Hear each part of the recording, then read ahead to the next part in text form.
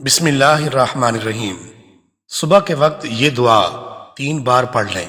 किसी दुश्मन की जुरत नहीं होगी आपको हाथ भी लगा सके। इस वजीफा में बुनियादी चीज यकीन है। इंशाअल्लाह आप देखेंगे कि आपको कोई नुकसान नहीं पहुंचा सकेगा। अचानक हादसा और तकालीफ से भी महफूज रहेंगे।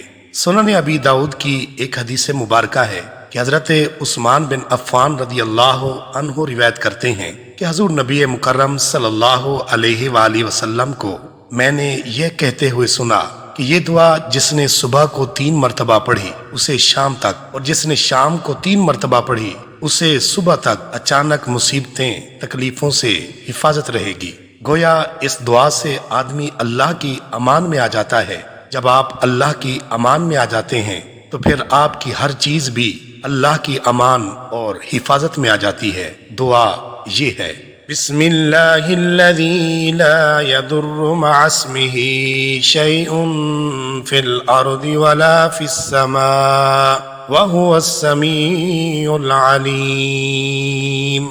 उस अल्लाह के नाम के साथ जिसके नाम के साथ जमीनों आसमान भर में कोई चीज नुकसान नहीं पहुंचा सकती, और वही है सब कुछ सुनने वाला और सब कुछ जानने वाला।